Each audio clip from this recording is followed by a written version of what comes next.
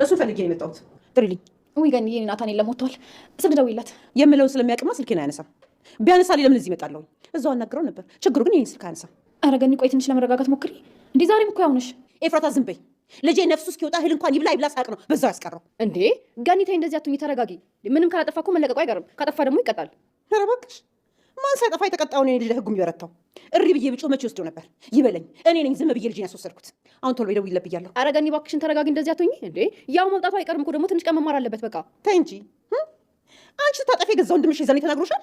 አሳስሮሻል? እስቲ እውነቱን ተናገሪ። ተይ ገኒ የማይሆን ንግግር አትናገሪ። እኔ ምንም ብቸገር ሰው ኪስ ውስጥ አልገባሁም።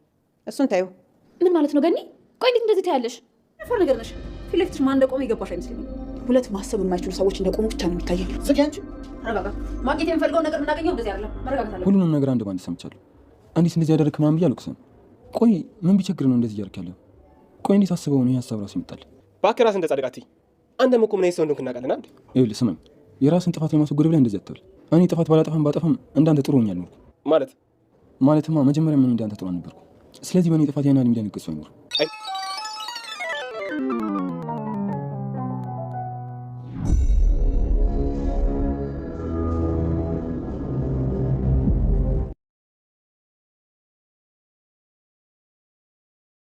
በኤፉና በናታን መካከል ከባድ ችግር ተፈጠረ።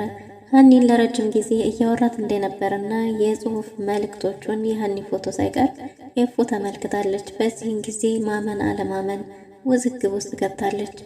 ገኒ በዲያጌ የተነሳ ፂን አስቀይማታለች። ፂን አንቺም እኮ ሌባ፣ ጠጫጭ፣ በርባሪ ነበርሽ ብላታለች። እኔ ምንም ቢሆን የቤተሰቦች ኪስም እንኳን ቢሆን አልገባሁኝም እያለች ነበር።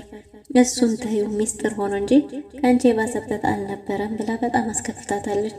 ኤፉም ያንቺን ልጅ ነፃ ለማውጣት ሲባል ግዴታ ሌሎች ሰዎችን ቀስም መስፈር አለብሽ ወይ እያለች ነው።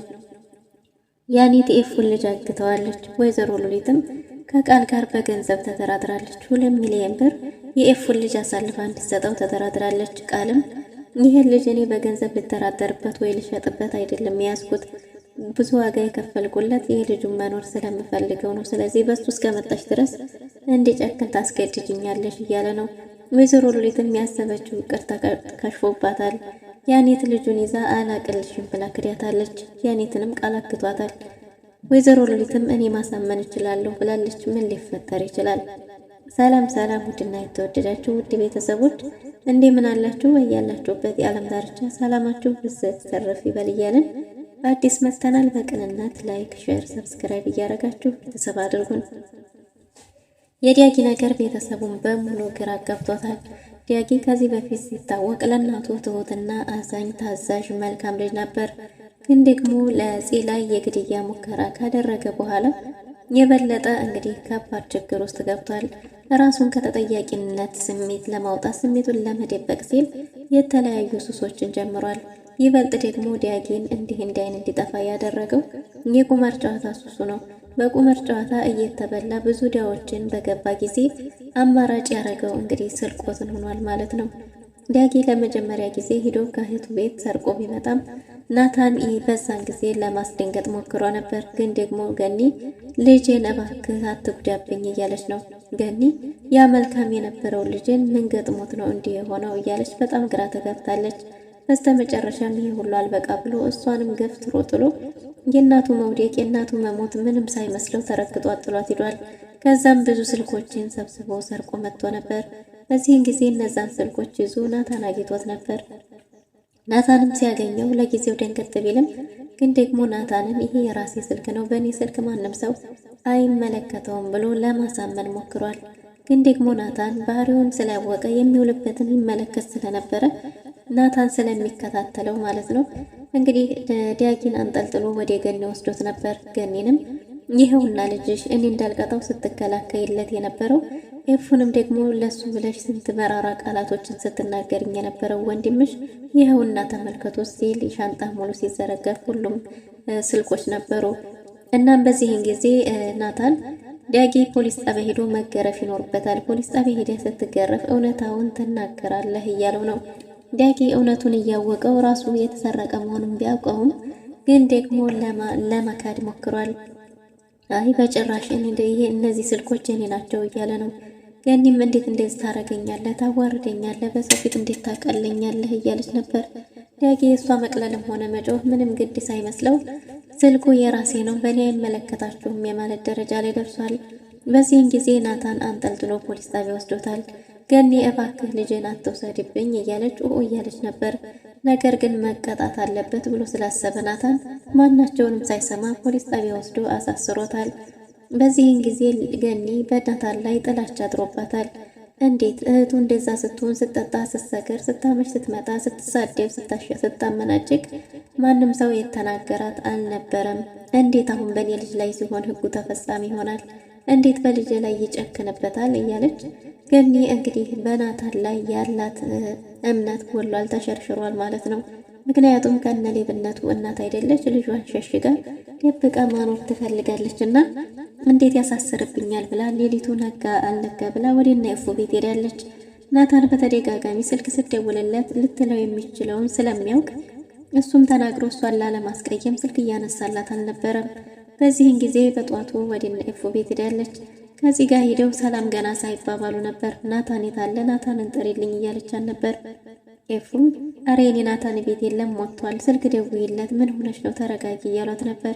ምን እረጋጋለሁ? ስልክስ ብደውይለት ቢያነሳልኝ ኖሮ እናንተ ቤትስ ምን ላረግ እመጣለሁ? ስልክ ስደውል ስላላነሳልኝ እንጂ ስልኩን ቢያነሳልኝማ እናንተ ጋር ምን ፈልጌ እመጣ ነበር ብላለች ገኒ። ኤፉም መረገንዬ እባክሽ ተረጋጊ እያለቻት ነበር። አሁኑኑ ደውይና ጥሪልኝ እያለች ነው። እዚህም ደግሞ ገኒዬ ተረጋጊ፣ ምንም እኮ አይሆንም፣ ይፈታል፣ ጥፋት ካለው ይቀጣል፣ ይታረማል፣ ንጹህ ከሆነ ደግሞ ይለቁታል፣ ምንም አይሆንም እኮ መጀመሪያ አንቺ ተረጋጊ እያለቻት ነበር። በዚህን ጊዜ ገኒ እነማን እንዴት ተቀጡት ናቸው ነው የሚቀጣው? የኔ ልጅ ለእኔ ልጅ ለብቻው ህግ የሚወጣው ለምንድን ነው? እነማን ተቀጥተዋል? አንቺን ማን ቀጥቶሻል? እያለቻት ነበር። እና ጺም እኔ እንዴ ጥፋት ካለበትም በጥፋቱ ተቀጥቶ ተቀይሮ ይወጣል፣ ምንድን ነው ችግሩ ብትላትም ልጄን ኦኦ ማለት ነበረብኝ፣ ኦኦ ብል ኖሮ ማንም አይወስደውም ነበር፣ ጥፋቱ የኔ ነው፣ ልጄን ምግብ በላ አልበላ እንኳን ብሎ ሳይጠይቅ አንጠልጥሎ ወስዶ የከነቸረው እያለች ነበር። እና ጺም እሷን ለማረጋጋት ብትሞክርም አንቺ ባጠፋሽ ጊዜ እንደዛ ስትሆኚ በነበረ ጊዜ አንቺን ማንቀጣሽና ነው የኔ ልጅ የሚቀጣው? የራሳቸውን ሳይቀጡ እንዴት ወደ እኔ ልጅ ላይ ይመጣሉ? እያለች ነው ገኒ። ጺም ደግሞ እኔ እኮ ታዲያ ቢያንስ ሰው ቤተሰብ የኪስ እንኳን ገብቻ አላቅም፣ እኔ ራሴን ነው እንጂ ስጎዳ የነበረው ማንንም ሰው ጎድቻ አላቅም፣ ወደ ማንም ሰው እጄን ዘርግቻ አላቅም እያለች ነበር። እሱን ታይዋንቸው እያለች ነበር። በዚህን ጊዜ ኤፉም ተናዳለች። እንዴ ገኒዬ ያንቺን ልጅ ነፃ ለማውጣት የኔ ልጅ ንጹህ ነው ለማለት ግዴታ የሌላን ሰው ሞራል መንከረት አለብሽ? ግዴታ የሌላ ሰው ቀስም መሰበር አለበት? ሌላ ሰው ማስከፋት አለብሽ? ገኒዬ እንዴት እንደዚህ ታረጊያለሽ? ብላ ኤፉ በጣም ተናዳባታለች። እና ገኒም አሁኑኑ ልጅን እንዲመልስ ንገሩ ብላ ተነስታ ወጥታ ሄዳለች። ፄ እንግዲህ ኤፉ ፄን እንዳይከፋት ለማጽናናት ሞክራለች። ፄ ግን እኔ በጣም ከፍቶኛል፣ በጣም ልቤን የሰበረችው ኤፉዬ፣ እኔ እንደዛ በሆንም ራሴን ነው እንጂ እየጎዳሁ የነበረው መጠጣቴን መስከሬም ለራሴ እንጂ ጉዳቱ ማንም ላይ ደርሼ አላውቅም፣ እኔ ማን ኬስ ውስጥ ገብቻ ቃለሁ እያለች ነበር። እናት ስለሆነች ነው እባክሽ ተረጋጊ ብላ ፄን ለማረጋጋት ሞክራለች። ፄ በገኒ ሁኔታ እጅግ በጣም አዝናባታለች ማለት ነው። በሌላ በኩል እንግዲህ ቃል ወይዘሮ ሉሊትን ቤት ድረስ መጥቶ አንጠልጥሎ ወስዷት ነበር። ወይዘሮ ሉሊት ብዙ ስልኮች ስለነበሯት የጠፋውን ስልኳን ራሱ በቅጡ ለረጅም ጊዜ አላወቀችውም ነበር እና ሲነጋም ስልኬ የት አለ እያለች ነበር። እንዴ ያንቺን ስልክ ደግሞ ማን ወስዳለ? ያለች ስልክ ብዙ ነው፣ ቁጥሩንስ ማወቅሽ እያለች ከገኒ ጋር እያወሩ ነበር። በዚህን ጊዜ በር ሲንኳኳ በሩን ልከፍት ወደ ውጭ ወጣለች። በር ልከፍት በወጣችበት ጊዜ ሉሊት የነበረው ቃል ስለነበረ ጉሮሮዋን አንጠልጥሎ ወስዷታል። እናም እንግዲህ የልጁን አምጪ፣ ልጁን አንቺ እንደወሰድሽው አውቃለሁ እያላት ነበር። ሉሊት ለመካድ ሞክራለች። እኔ ምንም የማቅልህ ነገር የለም እያለች ነው። እህቴንም ልጁንም አምጪ፣ ይሄን ልጅ አስቀመጥኩት ገንዘብ በገንዘብ ልደራደርበት አይደለም፣ ልሸጠው አይደለም። ይሄ ልጅ እኮ ልጅ ነው። በዛ ላይ ደግሞ ለአንቺ ለቤተሰብሽም ቅርብ ነው። ገንዘብ ከፈለግሽ ለምን እኔን አልጠየቅሽኝም እያላት ነበር። ስለምንም እያወራህ እንደሆነ ስለማላውቅ አልመልስልህም ብላለች። እነሱም ደግሞ ስለምን እንደማወራ ጠንቅቀሽ ታውቂያለሽ። ልጁን የት ነው ያረግሽው? ልጁን አንቺ እንደወሰድሽው ነው አውቃለሁ እያላት ነበር። ሉሊት ለመካድ ስትሞክር ስልኳን አውጥቶ አሳይቷታል። በዚህን ጊዜ ሉሊት ደንግጣለች። እናም እንግዲህ ስንት ብር ነው የምትፈልጊው? ይሄ ልጅ እኮ የቤተሰቦችሽ ነው፣ ከኔ ላንቺ ይቀርባል። ስለዚህ በእሱ ልትደራደሪበት ነው እያላት ነበር። ያው ገንዘብ ያስፈልገኛል ብላለች። ስንት ነው የምትፈልጊው? ገንዘቡን ልስጥሽ፣ ልጁን መልሽ ብሏት ነበር። እሷም 2 ሚሊዮን ብር ጠይቃለች ማለት ነው። እንዴት 2 ሚሊዮን ብር ጠይቃለች ሲላት አቅሙ እንዳለ የገንዘብ የመክፈል ችግር እንደሌለብህ አውቃለሁ። ስለዚህ 2 ሚሊዮን ብር ክፈል፣ አልበለዚያ ደግሞ ለባለቤቶቹ 2 ሚሊዮን ብር ከፍለው ልጃቸውን ሰጣቸዋለሁ ብላለች። ቃልም ይሄ በጭራሽ ሊሆን አይችልም፣ እገልሻለሁ። ይህን ልጅ የያዝኩት እኔ እንዳንቺ ልቸረችረው ወይም አውጥቼ ልሸጠው አይደለም እያለ ነው። እናም ልጁን ትመልሻለሽ እያለ ከሉሊት ጋር ተይዘዋል። ሉሊትን አሁኑኑ ደውዪ ብሎ ስልኳን በሰጣት ጊዜ ስትደውል ያኔት የምን ልጅ ነው የማን ልጅ ነው ምንም ነገር የማውቀው ነገር የለም ብላ ክዳታለች። በዚህን ጊዜ እንግዲህ እኔ እኮ ሉሊት ነኝ አውቀሽኛል ግን እያለቻት ነበር። አሁን ሉሊት እንደሆንሽ አውቄያለሁ ግን ደግሞ ምንም ልጅ እኔ ጋር የለም ብላ ስትክዳት፣ በስተመጨረሻም እንግዲህ ያኔትም ገንዘብ እንደምትፈልግ ነግራታለች። ያኔት የሚፈልገውን ያህል ገንዘብ እስካልሰጠሽ ድረስ ልጁን በጭራሽ ልታገኟችም እያለቻት ነው። እንዴ ምን አይነት ገንዘብ ነው? እየቀለድሽ መሆን አለበት እያለቻት ነበር።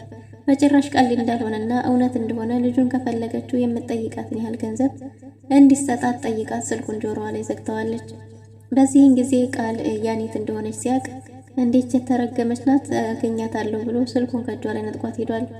ሉሊትን ስልኬን ብትለውም አይደለም ስልክሽን የልጅ ካልተገኘ ነፍስሽን ራሱ ቀማሻለሁ ብሎ የሉሊትን ስልክ ይዞ ያኔትን እየተከታተለ ነበር። ያኔትን ሲከታተል መጨረሻም ላይ አግኝቷታል። ያኔትም ስለ ልጁ ሽምጥጥ አርጋ ክዳለች ማለት ነው። ስለምን ልጅ ስለማን ልጅ እያወራችሁ እንደሆነ አላውቅም እያለች ነው። ያኔትን ወስዶ እቤቱ አግቶ አስቀምጧታል። በዚህን ጊዜ ያኔት በር ዘግተው ሲሄዱ የአፏን ፕላስተር አንስታ የእጇንም ለመፍታት እየታገለች ባለ ጊዜ ቃል ደርሷል። ቃልም ደጋግሞ እየጠየቃት ነበር።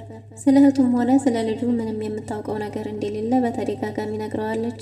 በስተመጨረሻም እንግዲህ ያኔት እኔ ሴቶች ላይ እጄን አላነሳም፣ ለሴት መቅጣት ያን ያህል ብዙ ጎበዝ አይደለሁም፣ ግን ደግሞ ጥፍር መንቀል እችላለሁ እያለ ነው።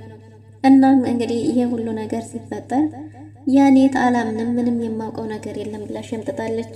በስተመጨረሻም እንግዲህ ወይዘሮ ሉሊት መታለች ማለት ነው። ወይዘሮ ሉሊት ለማናገር ብትሞክርም ማን ፊት ለፊትሽ እንዳለ ታውቂያለሽ ወይ? ልጁን አምጪ፣ ምንድነው እያወራሻለሽው ብላት ነበር። ማን እንዳለ አውቃለሁ፣ ፊት ለፊቴ 2 ድንጋይ ማሰብ የማይችሉ ሰዎች እንዳሉ ነው ማውቀው ብላለች።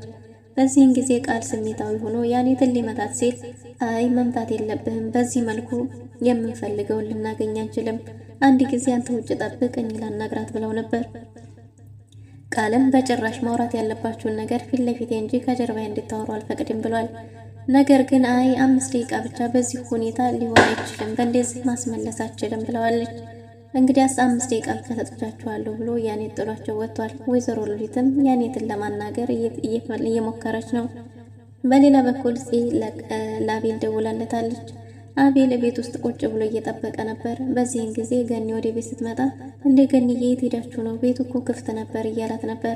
እንደ ቤት ሰው የለም እንደ ሉሊትም አጠፋም እያለች ሳለ ሉሊት እንደ ቡና ፍልታችሁ ብታሙኛ አይሻልም በሌለውበት በባዶ ከምትወጭቁ እያለች ነው። እናም በዚህን ጊዜ እንግዲህ ገኒ አቤልን ናታን ጋር ይዘኸኝ ሄድ እያለችው ነው። ዲያጊንስ አይተዋለሁ ባለችው ጊዜ ዲያጊን እንዳላየውና አሁን መሄድ እንደሚፈልግ ነግሯታል። እኔም ምግብ አደርስለታለሁ ብዬ ነበር ግን ደግሞ አብረን እንሄድ ብለዋለች። አቤልም እሱ ጋር ከሄደች ናታንን አገናኘኝ ማለቷ ስለማይቀር ናታን ደግሞ እንዳያዝነብኝ ብሎ ስለፈራ አሁን የሚሄድበት ቦታ ስላለኝ ቆይቼ ሄዳለሁ፣ አንቺ ምግቡን አድርሽለት ብሏት ነበር። እናም እንግዲህ ገኒ እባክህ ናታን እንደውልህ አገናኘኝ ወይ ናታን ጋር መውሰደኝ ብለዋለች። እሺ የሆነች ቦታ ደርሼ እመልሳለሁ ከዛ በኋላ እንሄዳለን፣ እስከዛ አንቺ ወይ ደርሰሽ ተመለሽ ብሏት ስልክ ተደወለ ብሎ ከቤት ወጥቷል። ከቤት ስልክ የደወለችለት ስለነበረች ጋር ተገናኝተው እያወሩ ነው። አቤል ፖሊስ ጣቢያ ሄዶ ዲያጊን መጠየቅ እንደሚፈልግ ተናግሯል። በዚህን ጊዜ እንግዲህ አንቺም አብረን መሄድ ያለብን ብሏታል። አይ እኔ እንኳን መሄድ የለብኝም፣ እኔ ብሄድም ምናልባት ቢሰድበኝ ነው እንጂ ሌላ ምንም ማተርፈው ነገር የለም፣ ስለዚህ እኔም ሲያይ የበለጠ ይናደዳል፣ መሄድ የለብኝም ብላለች። ግን ደግሞ አቤል ብትቀሪም ይሄም ማለቱ ስለማይቀር ሄደን መጠየቅ ይኖርብናል ብሎ አስገድዷታል። በዛ ላይ ገኒም ተናግራ እንዲያስከፋቻት ነግረዋለች። እንዴ ምን አለችሽ እያላት ነበር። እሱን አልነግርህም፣ በጣም ነው ገኒ ያስከፋችኝ እያለች መከፋቷን ለአቤል ነግረዋለች ማለት ነው። በሌላ በኩል እንግዲህ አቤል ሂዶ ዳጊን ለማናገር ሞክሮ ነበር። ዳጊ ለምንድን ነው ይችን የመሰለች እናትህን የምታሳዝናት የምታስከፋት ብሎ በጠየቀው ጊዜ አንተን አይመለከትህም፣ አንተንም እኮ እናውቅሃለን፣ አንተ ጥሩ መሆንህ ነው እያለው ነበር። አቤልም እኔ ከበፊቱም ያን ያህል ጥሩ ልጅ ስላልነበርኩ የኔ መጥፎ መሆን ያን ያህል የሚያስደነግጠው ሰው የለም። ምክንያቱም እኔ እንዳንተ ድሮም ቢሆን መልካም አይደለሁም። አንተ ግን ይህ ባህሪ ልክ አይደለም። ናታንም ከዚህ በኋላ ዞሮ አያይህም። ስለዚህ ያለህ ነገር ካለ ያላጠፋው ካለ መልሰህ ብትገላገል ይሻልሃል ብሎታል። ግን ደግሞ ዳጊ አይመለከትህም ብሎ አቤልን አስቀይሞ መልሶታል ማለት ነው። በሌላ በኩል እንግዲህ ኤፎ የናታንን ፒሲ እያየች ነበር። በዚህን ጊዜ ኢሜሎቹን እየተመለከተች ሳለ ድንገት ያልጠበቀችው ዱብዳ ገጥሞታል። ኤፎ እየጎራጎረች ባለችበት ጊዜ የሀኒ ፎቶ መጥቶ ስክሪኑ ላይ ደቅ ብሏል። በዚህን ጊዜ እጅግ በጣም ተደናግጣ ለማጣራት ስትሞክርም እንግዲህ ናታን ብዙ ሜሴጆች ልኮላታል። እንዴት ነሽ፣ ሰላም ነሽ የሚል ከዛም በኋላ ደግሞ እየመለሽልኝ አይደለም፣ ምን ሆነሽ ነው፣ ምን ችግር ገጥሞሽ ነው፣ የት ነው ያለሽው የሚል መልእክቶችን አይታለች።